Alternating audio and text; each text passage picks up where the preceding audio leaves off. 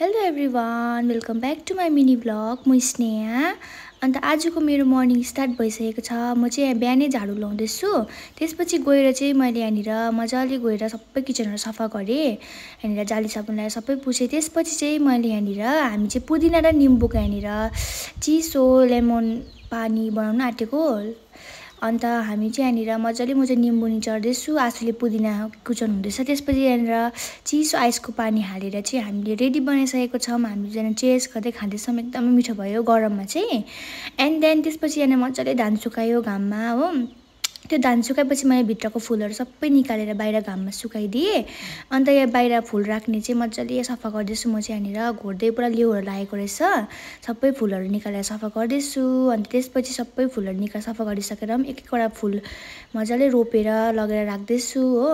राखिसकेको छु यहाँ माथिको चाहिँ। अन्त यहाँ मुनिको र यहाँ चाहिँ राख्नु छ। अनि त्यसपछि मैले बेलुका सबै राखिसकेको छु। रात परिसकेको छ। त्यतिकै गर्दा गर्दै गएर मैले खानाहरू पनि बसाइहालेँ, किनभने रात परिसकेको थियो। खाना पनि बसाउनै पर्ने हुन्छ। त्यसपछि मैले मुसुरी दाल र माम्चे बसाएर चाहिँ बाहिर फेरि सफा गर्नुतर्फ लागेँ।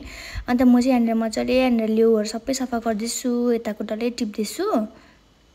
अन्त आजको भिडियो यतिमै राख्छु। तपाईँहरूलाई कस्तो लाग्यो कमेन्ट गरिदिनुहोस् होला। Bye, thank you so much for watching.